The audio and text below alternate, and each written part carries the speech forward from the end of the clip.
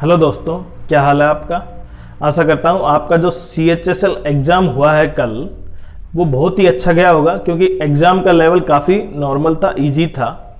लेकिन फिर भी क्योंकि हमें ओवर कॉन्फिडेंस में हम कई क्वेश्चन गलत कर देते हैं, तो आज हम उसका लेके आए हैं कि लगभग कितने एवरेज अटेम्प्ट हुए हैं और लगभग कितनी कट ऑफ जा सकती है। लेकिन आप ये ध्यान रखें कि अगर पेपर सरल है तो इसका अर्थ ये कतई नहीं है कि मेरिट बहुत ज़्यादा हाई जाएगी। आप अंदाज़ा लगा चुके होंगे, लगभग आपने लगा लिया होगा कि 90% के आसपास मेरिट जा सकती है।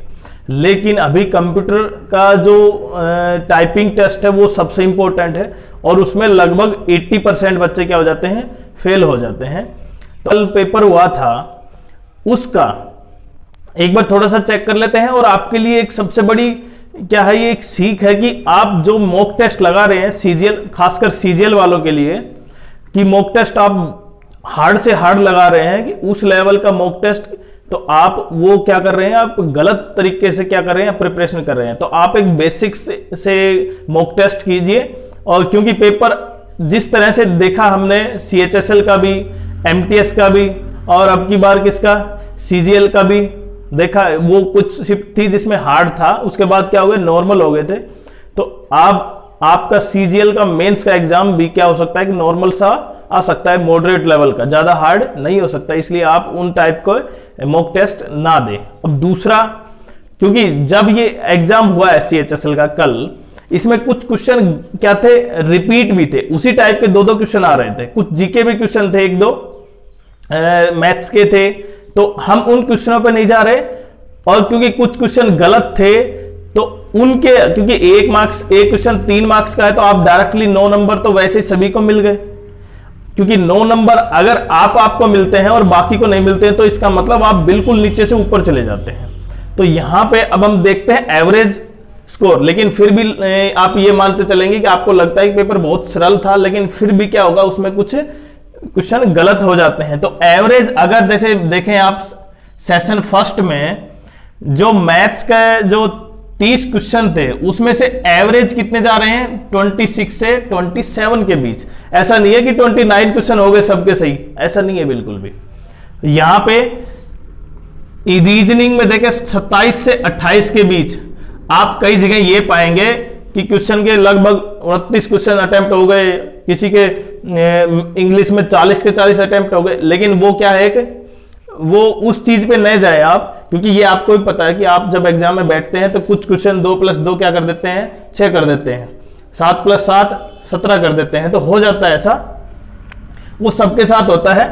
तो आप ये मान के चलें कि उतनी मेरिट लिस्ट नहीं जाएगी। दूसरा, अब इन दोनों में देखिए, अगर मैं दोनों का एवरेज मानता हूं तो 60 में से लगभग 52-53 एवरेज क्वेश्चन हुए हैं। और यहां पे इंग्लिश में जगह सारा लेवल क्या था, बिल्कुल इजी था, बिल्कुल इजी नहीं कहेंगे, मॉडरेट से इजी के बीच में था। तो यहां पे इंग्लिश में 40 क्वेश्चन थे, वो कितने क्वेश्चन अटेम्प्ट हुए हैं, लगभग 33 से 34 क्वेश्चन। और जीके में, GS जो सबसे इंपॉर्टेंट होती है, क्योंकि जीके क्या होता है, जीके अगर क्वेश्चन नहीं आते तो आपकी मेरिट लो चली जाती है। तो इसमें भी ठीक ठाक 12 से 13 क्वेश्चन अटेम्प्ट हुए हैं और इनकी मेरिट है। और अब की बार सबसे इंपॉर्टेंट चीज क्या है, जो कंप्यूटर का पेपर था उसमें 15 क्वेश्चन थे, एक क्वेश्चन 3 मार्क्स का था, उसमें लगभग अटेम्प्ट कितने हुए, 11 10, तो लगभग 10 अटेम्प्ट हुए और वो ठीक सा लेवल था, तो आप वो भी क्वालिफाई है। लेकिन अब मेन पॉइंट क्या बचा है, टाइपिंग, और वो सबसे इंपॉर्टेंट है। और टाइपिंग की आपको पता है 7% और 10% बाकी के लिए, UR के लिए 7% है भाई, और बाकी कैटेगरी के लिए लगभग 10%। अब जो एवरेज मार्क्स आपके जुड़ते हैं या एवरेज अटेम्प्ट क्वेश्चन कितने हुए हैं उनको देखते हैं हम। तो अगर एवरेज क्वेश्चन आपके अटेम्प्ट हुए 90 और उनके मार्क्स कितने हो गए, 270।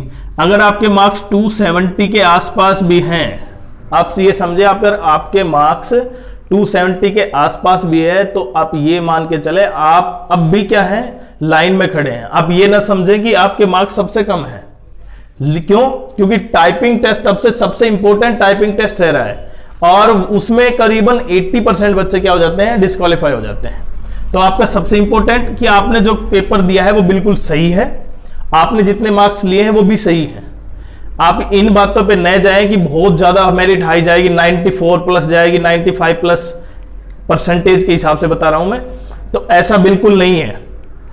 आपने जितने क्वेश्चन किए हैं वो सही है, और दूसरे की बातें पे न जाते हुए अगर इतने आसपास भी मार्क्स हैं आपको मिले हैं, तो आप ये मान के चले बिल्कुल सही है। और दूसरा, क्योंकि जो क्वेश्चन गलत हैं उनके मार्क्स तो सबको मिलेंगे, तो उससे क्या होगी, नंबर की मेरिट ऊपर जा सकती है। वो सबको मिल रहे हैं लेकिन उससे कोई फर्क नहीं पड़ रहा है, क्योंकि वो सबको मिल रहे हैं।